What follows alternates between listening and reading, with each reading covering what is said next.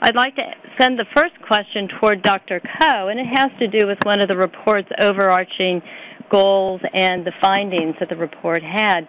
So given the finding that disparities persist, what is happening in the country and in the government to help eliminate disparities today?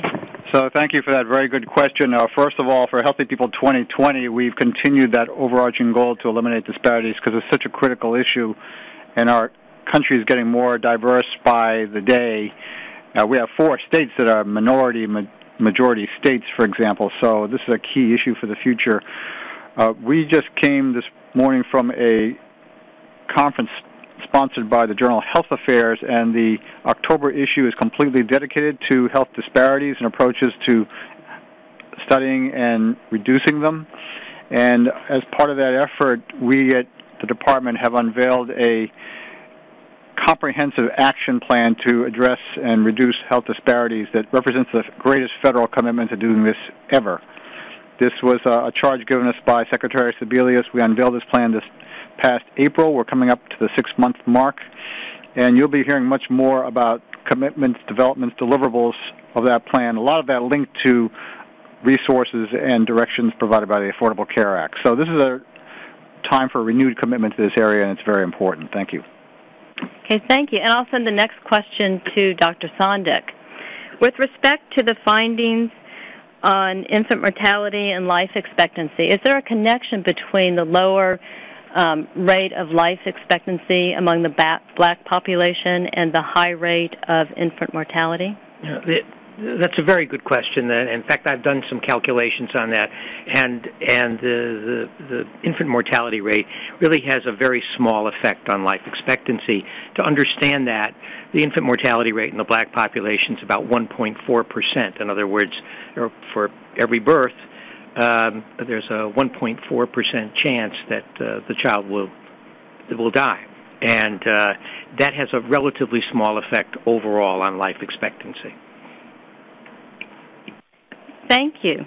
And we do have time for a couple more questions, which is wonderful. Given the number of objectives, and this is for Dr. Coe, the number of objectives in Healthy People 2010 and going forward with 2020, how are public health agencies or other stakeholders able to determine what to focus on? How do they know what the priorities are? So thanks for that question. A couple ways to answer that. First of all, we are very proud that Healthy People is now web-based. So if you don't know, please visit healthypeople.gov, and you can access all this information by web. And in fact, you can fashion reports and look at objectives however you wish by going online and doing so that way. The other obvious way is to focus on our so-called leading health indicators. And for Healthy People 2020, we're about to finalize a concrete set of leading health indicators, about a dozen or so. And at the upcoming American Public Health Association meeting here in D.C. on October 31st at 10:30 a.m., we will be unveiling our final leading health indicators for Healthy People 2020. So that's one way to focus attention on a finite number of objectives moving forward. Thank you. And Dr. Mullen, we've received one for you. What do you think needs to be improved at the federal level that can help you at the state level and even for some of your communities within your state to improve health? I actually think it's already happening. Just my observation since I arrived in Connecticut, the amount of work that's being done with the support for moving us towards accreditation has been tremendous.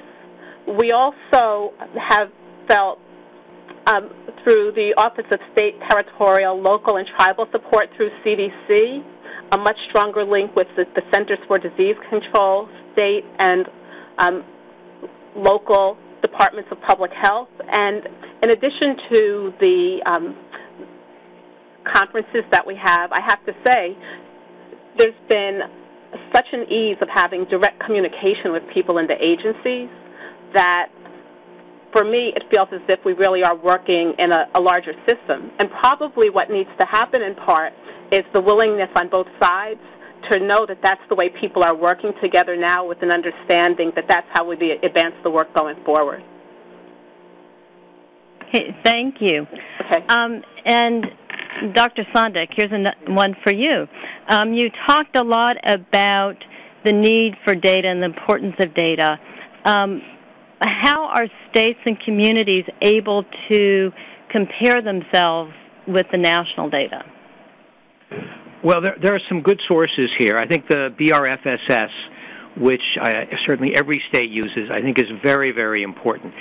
There are differences that you see between that and some of the national surveys, and I think we need to make clear what those differences are, and we have an idea as to why those differences persist and exist, but looking at trends is extremely valuable. So that's a very important source. But there are other sources of data.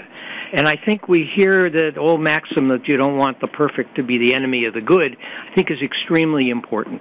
Okay? I think periodically getting the best data that one can have and use that to sort of set benchmarks is crucial. But then looking at change over time, a variety of data sources can be used. Whether this is data from insurance companies, whether it's public health data, surveillance data of various kinds. I think there are a number of ways to do this, and we're happy to work with communities around the country and our colleagues in CDC especially so on ways to do this, to track and provide credible data sources. Thank you. And we have time for one final question that I think either Dr. Ko or Dr. Sondic could answer, and this has to do with the targets. We know that there are many different indicator sets out in the world. One thing that makes Healthy People unique is that its indicators establish targets. Can you tell us how the targets are set and how they are updated? Sure. That's a very important conversation and inherent in any discussion about target setting. And so for every target set, you have to balance the aspirational with the achievable. And this takes many hours of conversation. A decade ago, the group that coordinated this, led by the Assistant Secretary and Surgeon General at the time, Dr. David Satcher, leaned toward making it much more aspirational. And that's why you don't see progress on at least some of these objectives. And some would say, oh, gee, you didn't meet this target or that target, and that's disappointing. I think any kind of progress is positive, and I'd like to recite the famous quote that if you aim for the stars and only hit the moon, you are still out of this world. So I think that applies to some of these areas where we've made progress but didn't quite hit the target. For 2020, the consensus has been to move down much more toward the achievable end, and so we will see 10 years from now how we do. But these are very, very important conversations and critical to guiding the country moving forward. You know, I think it's important to look at the targets and also look at the individual situation. I think Dr. Mullen actually was very insightful in the way she talked about the different communities in Connecticut and how those communities differ from the overall measures on the state, and look at the targets in that light. Thank you. Dr. Mullen, would you like to add anything with respect to Connecticut's establishing targets?